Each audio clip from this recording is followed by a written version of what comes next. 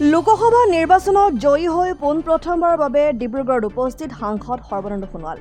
ডিব্ৰুগড় লোকসভাৰ পৰা বিপুল ভোটত নিজৰ জয় সাব্যস্ত কৰা সাংসদ সৰ্বানন্দ সোণোৱালক মোহনবাৰী বিমানবন্দৰত আদৰণি জনাই দলৰ কৰ্মকৰ্তাৰ লগতে বহু শতাধিক ৰাইজে।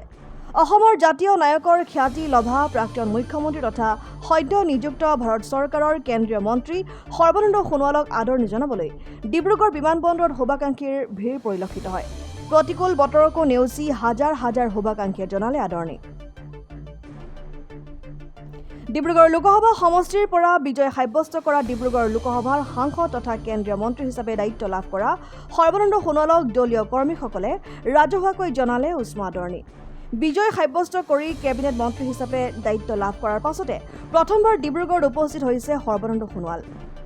সাংসদগৰাকীৰ সৈতে উপস্থিত থাকে লাহোৱাল বিধানসভা সমষ্টিৰ বিধায়ক বিনোদ হাজৰিকা, ডিব্ৰুগড় বিধায়ক প্ৰশান্ত ফুকন, পৰ্যটন নিগমৰ অধ্যক্ষ ঋতুপৰ্ণ বৰুৱা, বিজেপি চাবুৱা লাহোৱাল সমষ্টিৰ দিনজয় মণ্ডলৰ সভাপতি পুলক সোণোৱালৰ লগতে বিভিন্নজন।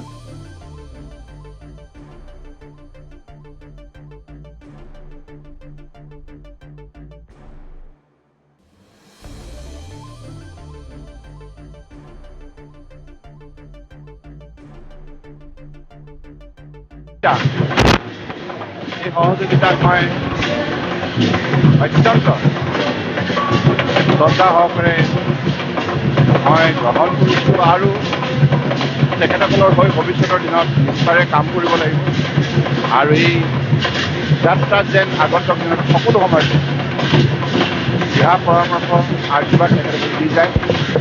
আৰু সাংবাদিক বন্ধুসকল আপোনালোককো ধন্যবাদ জনাইছোঁ।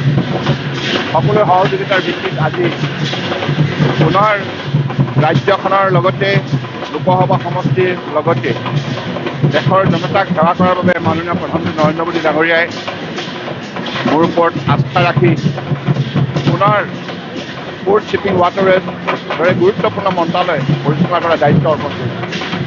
এই দায়িত্ব যাতে মই নিষ্ঠাৰে পালন কৰিব পাৰোঁ, সততাৰে পালন কৰিব, তাৰ বাবে যেন সকলো সময়তে অসমৰ ৰাইজৰ সহযোগিতা আৰু মৰম চেনেহ মই আশীৰ্বাদ দিছোঁ।